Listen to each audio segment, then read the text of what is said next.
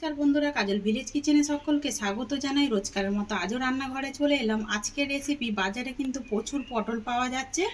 একদম নরম পটল দিয়ে কিভাবে বাটা পটল চিংড়ি হয় সেটাই আপনাদের সঙ্গে শেয়ার করব। তার জন্য প্লিজ প্রথম থেকে লাস্ট পর্যন্ত ভিডিওটি দেখতে থাকুন। আশা করছি বেশ ভালো লাগবে। তো চলুন তাহলে শুরু করা যাক। আজকের রেসিপি, অনেকে তো পটল চিংড়ি খেয়েছেন বা পটলের দরমাও খেয়েছেন। আজকে আমি করে দেখাবো বাটা চিংড়ি পটল। তো তার জন্য দেখুন, এখানে আমি পটল নিয়েছি। পটলের গায়ে খোসা কিন্তু রয়েছে, সবটা কিন্তু ফেলে দেওয়া হয়নি। আর দেখুন ক্যারাচেভাবে এইভাবে আমি একটু ফালা ফালা করে দিয়েছি, তাতে করে কিন্তু বেশ মশলাগুলো ভালোভাবে রান্না হবে। আর এইখানে দেখুন, আমি এখানে 200 গ্রাম চিংড়ি মাছ নিয়েছি। চিংড়ি মাছটাকে ভালো করে খোসা ছাড়িয়ে আমি পরিষ্কার করে ধুয়ে রেখেছি। এই চিংড়ি মাছটাকে বেটে নিতে হবে। কড়া গরম হতে বসিয়ে দিয়েছি। কড়ার মধ্যে দিয়ে দেবো সর্ষের তেল। আর এই রান্নাটা কিন্তু সর্ষের তেলেই হবে, আর একটু তেলটা বেশি লাগবে। তো তেলটা আমি দিয়ে দিলাম। তেলটা কিন্তু বেশ গরম হয়ে গেছে। এবার আমি কেটে রাখা পটলগুলোকে দিয়ে দেবো তেলের মধ্যে।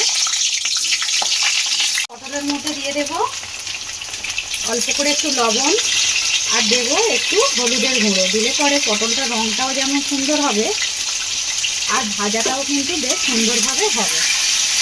এবারে এই পটলগুলোকে আমি ঢাকা দিয়ে খুব সুন্দর করে, যেরকম ঠিক পটল আমরা ভেজে থাকি সেইভাবে একটু নরম নরম করে ভেজে নিতে হবে। তো ঢাকা দিয়ে দেবো। অপর দিকে দেখুন, এখানে আমি মিক্সির জার নিয়ে নিয়েছি। মিক্সির জারের মধ্যে কয়েকটা উপকরণ দেবো। একেবারেই আমি মশলাটা করে নিচ্ছি, আপনারা চাইলে কিন্তু আলাদা আলাদাও বাটতে পারেন। এখানে দেখুন, আমি নিয়ে নিয়েছি কালো সরষে, সাদা সরষে, চালমগজ আর 1 চামচ পোস্ত, সবটাই 1 চামচ করে মাপ মতো নিয়ে নিয়েছি। এইগুলো আমি মিক্সিতে দিয়ে দেব। আর এর মধ্যে দিয়ে দেব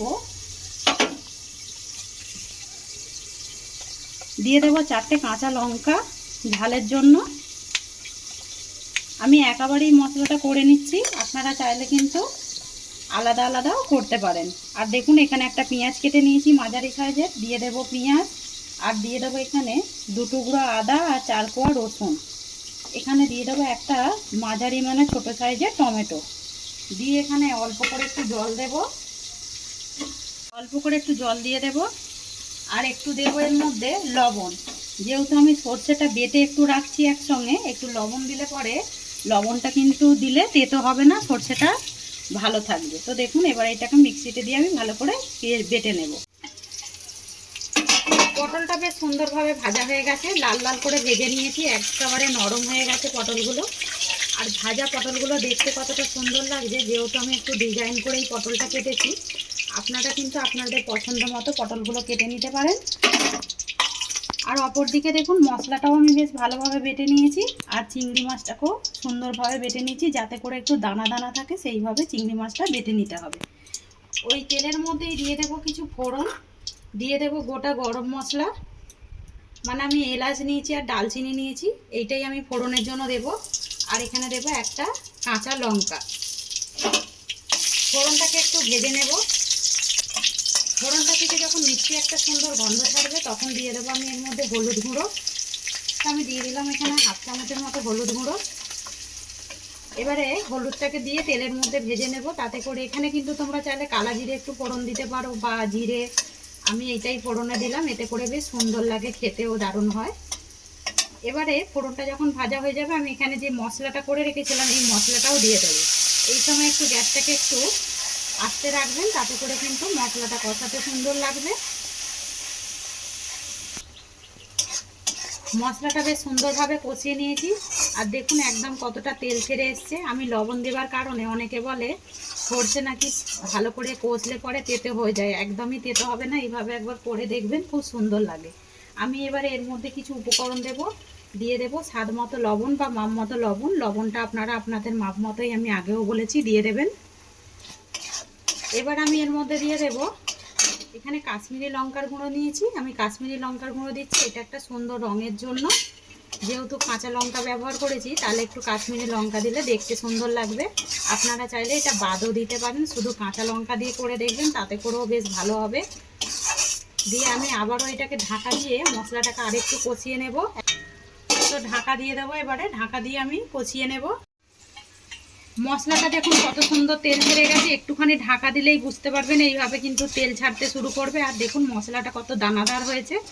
এরকমভাবে যদি মশলা কষিয়ে রান্না করা যায় তাতে করে কিন্তু তরকারির টেস্টটা বেশি দারুণ হয়। এবার আমি এর মধ্যে দিয়ে দেবো বেটে রাখা চিংড়ি মাছটা। যেহেতু বাটা চিংড়ি পটল বলেছি আমি, চিংড়ি বাটা পটল এরকম একবার করে দেখবেন, দারুণ সুন্দর টেস্ট হয় কিন্তু। গরম গরম ভাতের সঙ্গে তো দারুণ লাগবে, আর এটা রুটি পরোটার সঙ্গেও কিন্তু ভালো লাগবে। এবারে চিংড়ি মাছটা দিয়েও আমি এটাকে খুব সুন্দর করে মশলাটাকে আমি আবারও একটু কষাতে থাকবো।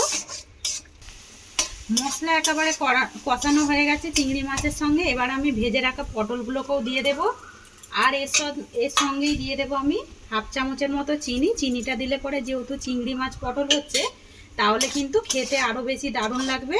চিনি খাওয়া বারণ আছে, তারা কিন্তু চিনিটা বাদ দিয়েও এইভাবে রান্না করতে পারেন, আর চিনিটা দিলে পরে কিন্তু বেশি টেস্ট হবে এই তরকারিটা।